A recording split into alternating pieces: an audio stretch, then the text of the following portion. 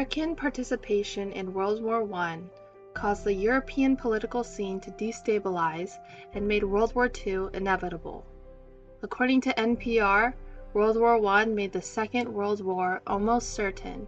President Wilson imagined that his 14-point plan could end that terrible war and end all wars. Flaws in the Treaty of Versailles led to World War II 20 years later.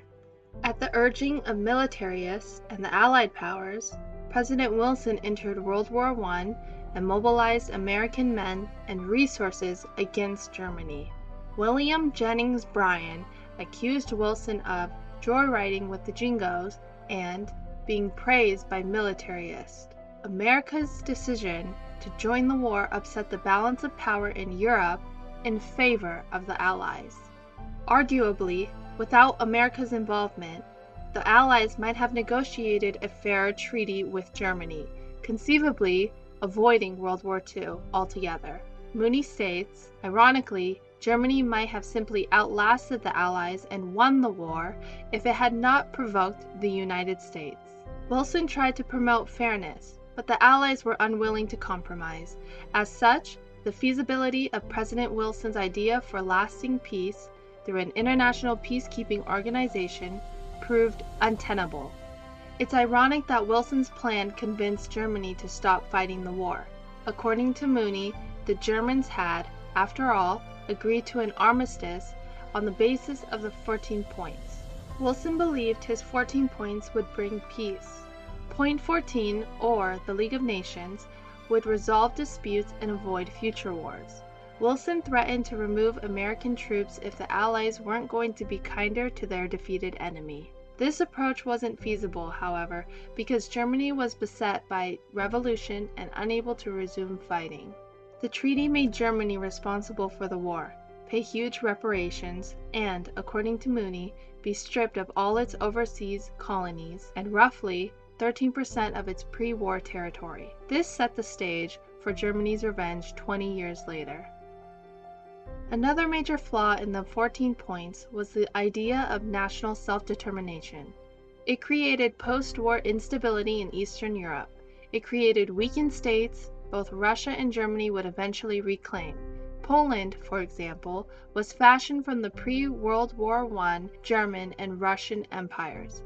The League of Nations lacked any real power to enforce the peace, since decisions about war had to be unanimous. Placing this issue in context, fascist nations like Germany, Italy, and Japan weren't going to permit the League to make peace work. Hart explained how the League suffered setbacks because the great powers didn't really want to make it work, with the rise of Hitler. Also, America wasn't even in the League because the United States Senate did not ratify the treaty. According to Thomas Fleming, Wilson did not know how to deal politically with the politicians in America. Senator Lodge wanted language-preserving American sovereignty, but President Wilson would not compromise. American troops could come under League control. Americans weren't convinced the League could work and didn't trust Europe to preserve the peace. After the treaty ratification failed, America returned to isolationism. It had learned a lesson from experiencing World War I. Thus, Wilson's lack of effective negotiating skills helped doom American goals for world peace, because American influence and military power weren't available to challenge Hitler's rise to power and imperial ambitions.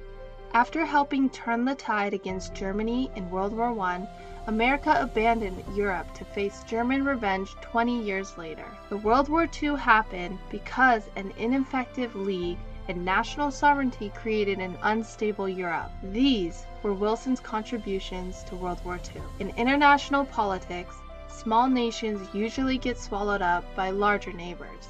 The German invasion of one such nation, Poland, was a spark that ignited the conflagration known as World War II and the death of millions.